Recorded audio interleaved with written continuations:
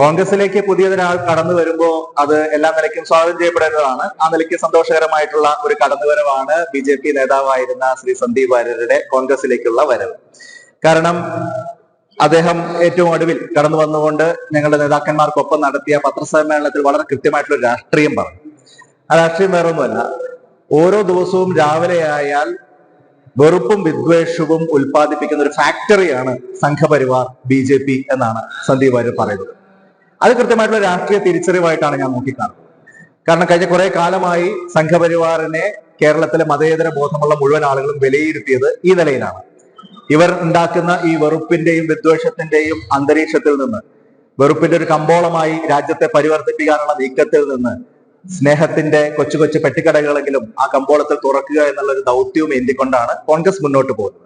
അപ്പൊ ആ ദൗത്യം ശ്രീ രാഹുൽ ഗാന്ധി അടക്കം മുന്നോട്ട് കൊണ്ടുപോകുമ്പോൾ അതിനോട് ഐക്യപ്പെടാൻ ശ്രീ സന്ദീപ് വാര്യർ തയ്യാറാവുന്നു എന്നുള്ളത് അദ്ദേഹത്തിന്റെ നാളിതുവരെയുള്ള രാഷ്ട്രീയത്തിൽ കൃത്യമായിട്ടുള്ള ഒരു തിരുത്ത് അദ്ദേഹം വരുത്തുന്നു എന്നുള്ളത് തന്നെയാണ് നോക്കിക്കാണാൻ സാധിക്കുന്നത്. അപ്പൊ അതുകൊണ്ട് അദ്ദേഹത്തിന്റെ കടന്നുവരവിനെ ഞാൻ ആ നിലയിൽ രാഷ്ട്രീയമായി തന്നെയാണ് നോക്കിക്കാണാൻ ആഗ്രഹിക്കുന്നത്.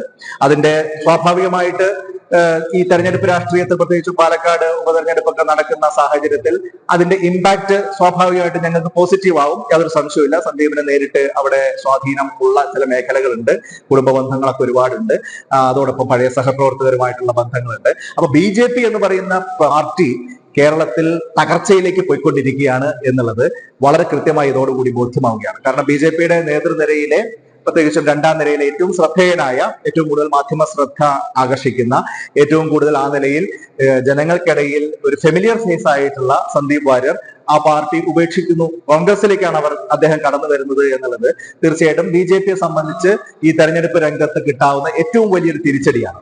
കേരളത്തോട് പകപോക്കുന്ന തരത്തിലുള്ള ഒരു സമീപനമാണല്ലോ BJP സ്വീകരിച്ചുകൊണ്ടിരിക്കുന്നത്. ഇപ്പൊ വയനാട്ടിലൊക്കെ നമ്മൾ കണ്ടു, വയനാട് ഇലക്ഷൻ പൂർത്തീകരിച്ചതിന് ശേഷമാണ് വയനാട് ദുരന്തത്തിൽ കേരളത്തിനൊപ്പം നിൽക്കില്ല എന്നുള്ള ഒരു ഔദ്യോഗിക പ്രഖ്യാപനം കേന്ദ്ര സർക്കാരിന്റെ ഭാഗത്തുണ്ടാവുന്നത്. അപ്പോ BJPയുടെ ഭൂപടത്തിൽ കോൺഗ്രസോ അല്ലെങ്കിൽ കേരളമോ ഇല്ല.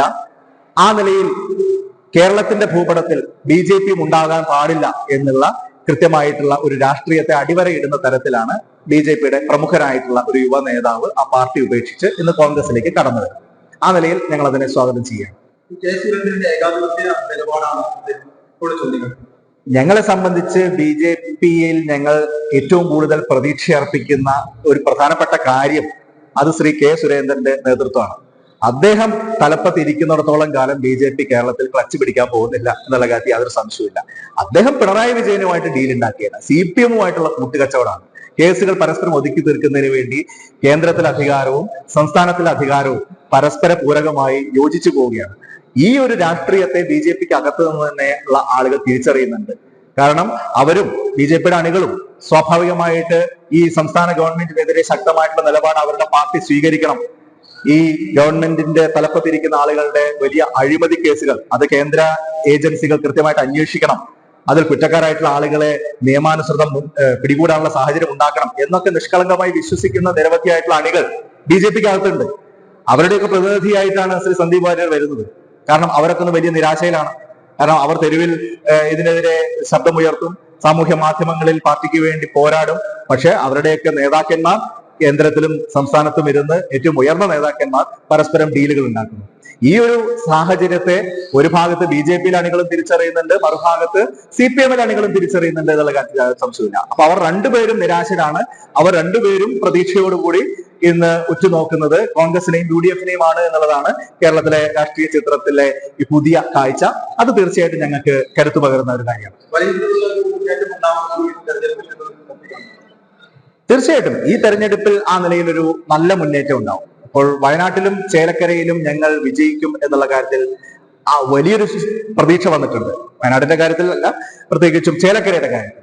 ചേലക്കര 28 വർഷത്തിന് ശേഷം UDF തിരിച്ചു പിടിക്കാൻ പോവുകയാണ് എന്നുള്ള ഒരു നല്ല ട്രെൻഡ് അവിടെ സെറ്റ് ചെയ്യപ്പെട്ട് വെച്ചിരിക്കുന്നുണ്ട്.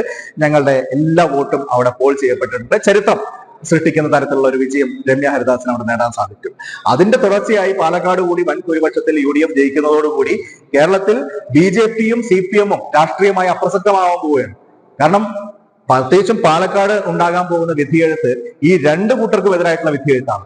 കേന്ദ്രം ഭരിക്കുന്ന ആളുകൾ, സംസ്ഥാനം ഭരിക്കുന്ന ആളുകൾ, നഗരസഭ ഭരിക്കുന്ന ആളുകൾ, ഇവർക്കെല്ലാം എതിരായുള്ള ഒരു നാടിന്റെ പൊതുവികാരം അവിടെ ഈ തെരഞ്ഞെടുപ്പിലൂടെ പ്രതിഫലിക്കപ്പെടുമ്പോൾ അത് സ്വാഭാവികമായിട്ടും കേരളത്തിലെ ജനങ്ങളുടെ പൊതുവിലുള്ള ഒരു രാഷ്ട്രീയ ചിന്തയായി തന്നെ കാണാൻ സാധിക്കും എന്നാണ് എനിക്ക് തോന്നുന്നത്. ആ നിലയിൽ UDFന്റെ ഒരു വലിയ വിജയത്തോടു കൂടി പിണറായി വിജയൻ സർക്കാരിന്റെ അവസാന നാളുകളുടെ തുടക്കം കുറിക്കപ്പെടും എന്നുള്ള കാര്യത്തിൽ അത് സംശയമല്ല.